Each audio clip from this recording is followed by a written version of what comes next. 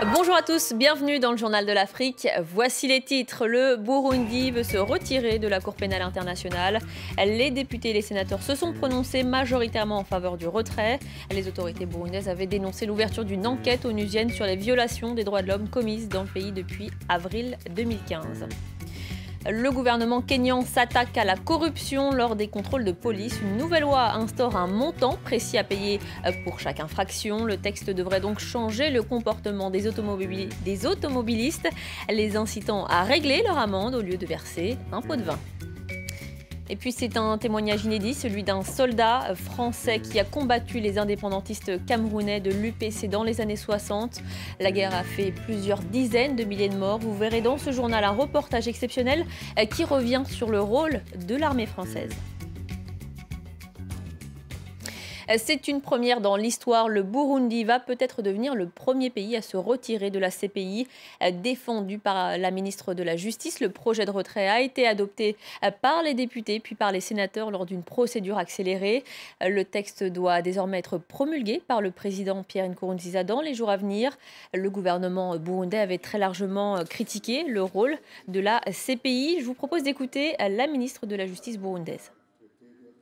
Le Burundi constate que la Cour pénale internationale est devenue un instrument de pression sur le gouvernement des pays pauvres ou un moyen de les déstabiliser.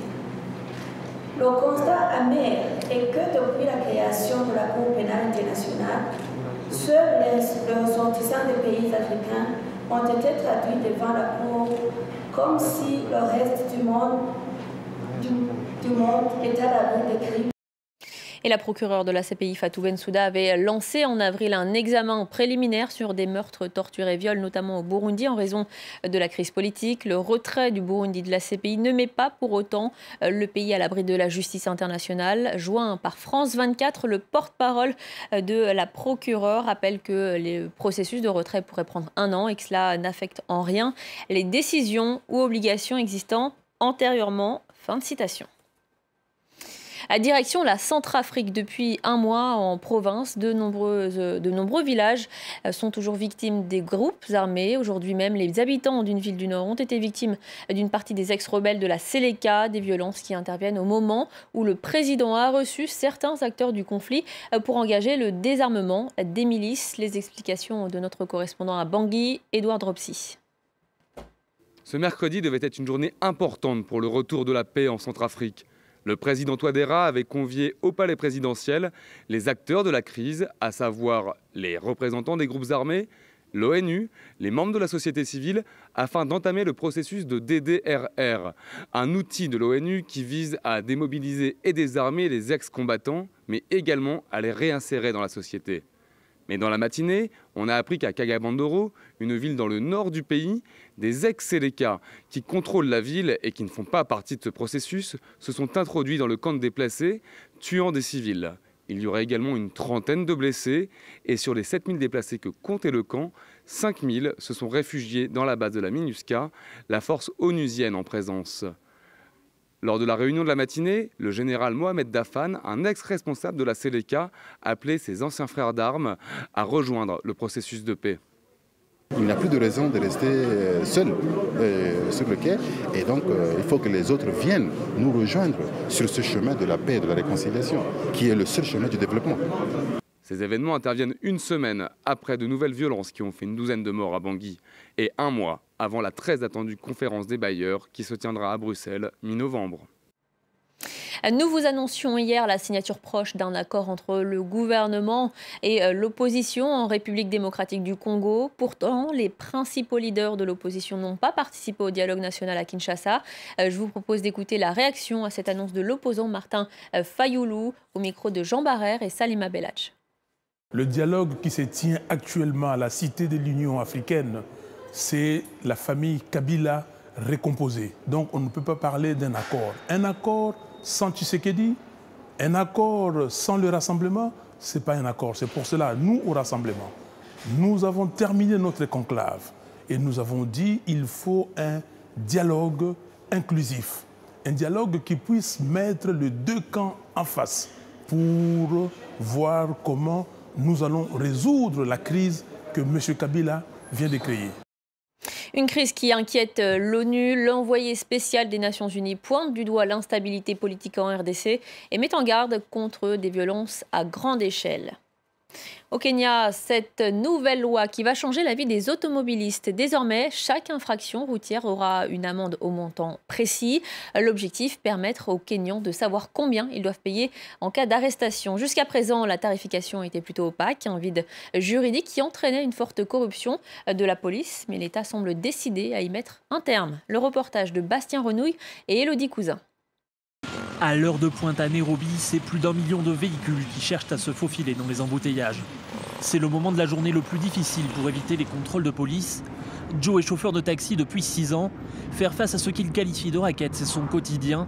Et cela impacte fortement son activité. Sur la route, la police ne fait pas forcément respecter la loi. Leur objectif, c'est de se mettre de l'argent dans la poche. La plupart du temps, ils me demandent environ 20 €. Chaque conducteur kényan a un jour été victime de racket. Sur les réseaux sociaux, les témoignages se multiplient.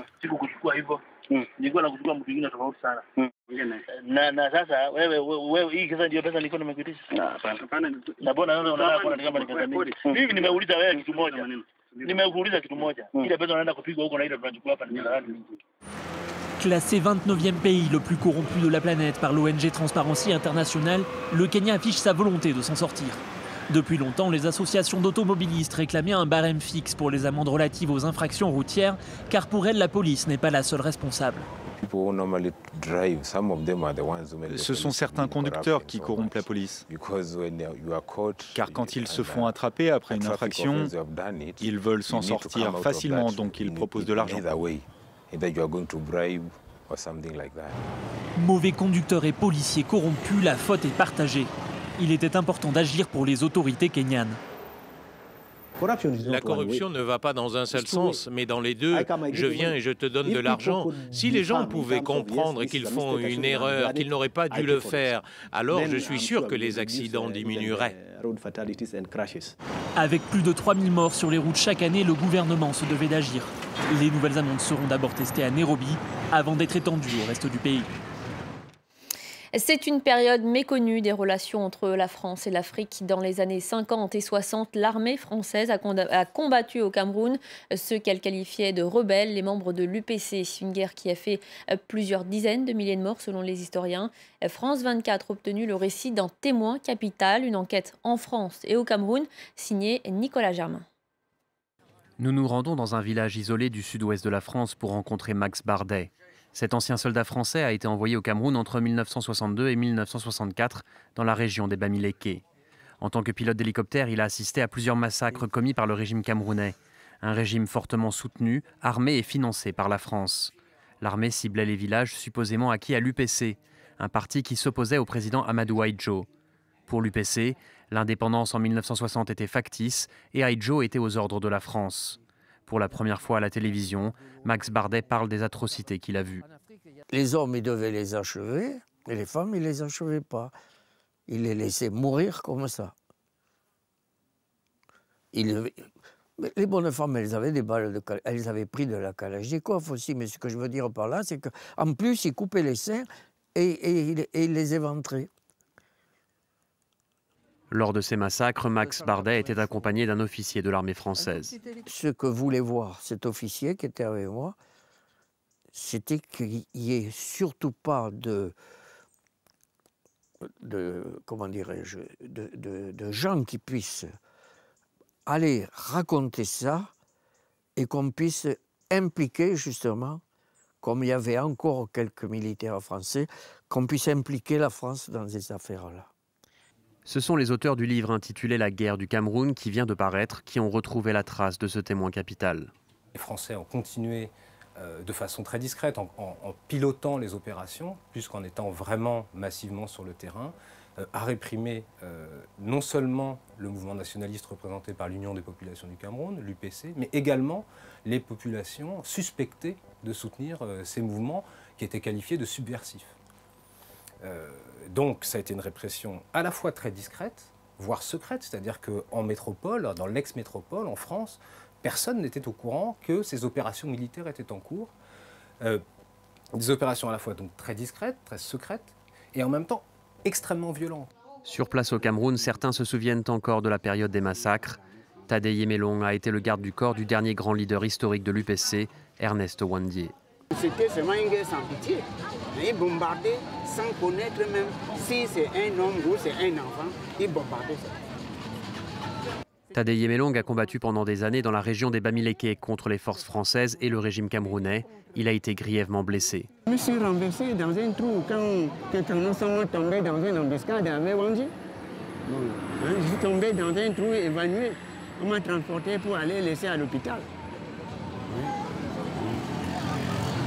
Aujourd'hui, certaines associations camerounaises veulent aller plus loin et comptent demander des réparations à la France pour son rôle dans cette guerre très discrète, mais qui a fait plusieurs dizaines de milliers de morts, selon des historiens français et camerounais. Voilà, c'est la fin du Journal de l'Afrique. Merci de votre fidélité. Retrouvez tout de suite Aude Lechrist pour la suite de Paris Direct. Je vous retrouve quant à moi dans 45 minutes.